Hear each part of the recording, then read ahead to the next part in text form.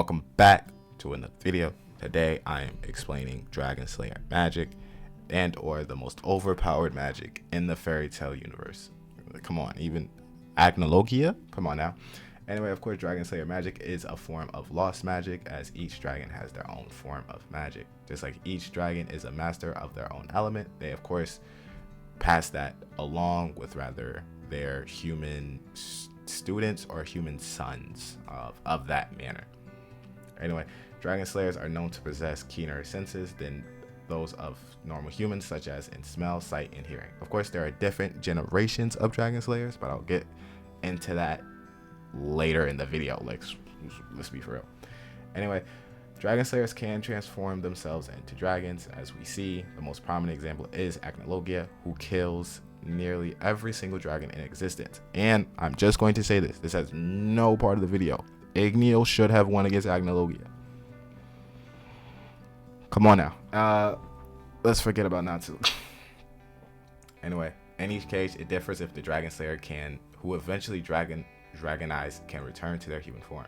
Concerning Agnologia, as Sephiria were two Dragon Slayers who were able to obtain that ability, while Irene wasn't able to obtain the answer in nearly 300 plus years.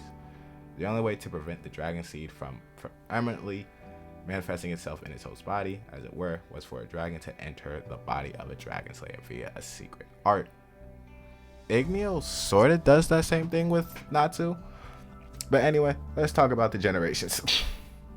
Also, they have limitless functions in Odious and is valuable as priceless resource for everyday use. Anyway, there are 5 generations of Dragon Slayers. The first generation of Dragon Slayers were the original Dragon Slayers. They're also the strongest. That's why Gajeel and Natsu was able to wash Sting, and I'm forgetting the other dude, but Sting. Loxus is also a Dragon Slayer. Not really 100% sure how that happened, but it's not a Loxus video. The first generation Dragon Slayers were the original Dragon Slayers who learned their Dragon Slayer magic from an actual dragon. In most cases, the particular Dragon Slayer's teacher was also their foster parent. Yeah, from Gajeel, Natsu. Sting should count it. I'm not sure, but I think they're second or third generation. Second generation, of course, Dragon Slayers have had Dragon Lacrima implanted into their bodies, granting them the ability to use Dragon Slayer magic. Because they were not taught their abilities by a dragon, they are considered artificial Dragon Slayers, and of course will lose. They somehow got the spotlight in the final arcs sometimes, but they lose normally to the first generation. And I think Wendy is a first generation. You can correct me if I'm wrong in the comments. Anyway, third generation Dragon Slayers hurtling from this generation have both been taught their magic by actual dragons and have their bodies implanted with Dragon Lacrima. Fourth generation of Dragon Slayers are artificial beings created from Dragon Lacrima or pure magic power, giving them immense durability, speed, power. As automatums, they are capable of fighting indefinitely until their source of power is destroyed. Of course, there is the fifth Dragon Slayers, or otherwise called as Dragon Eaters, as they are to be knowing are the only ones to gain their power by devouring dragon flesh or cannibalism of other Dragon Slayers. Again, is cannibalism a bad word? Don't demonetize me.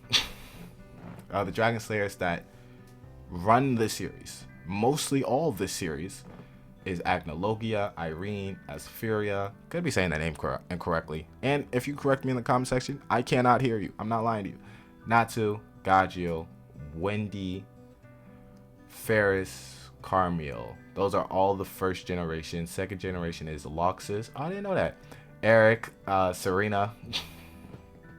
Third generation. Okay, third generation is Rogue, Sting. They easily gets outclassed by the first and second generation.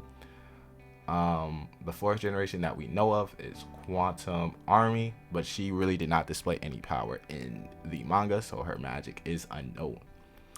Kiria, who is fifth, Mad Mole, Scullion, Gorg, Nabura, Wraith, Suzuka, Kirin, Haku, and Misaki. Most of the fifth generations are unknown. Hopefully they get to explore that very soon, but they are all fifth generation. Now, I most likely will make an individual video on like a Natsu, Gajeel, like the first generation of Dragon Slayers.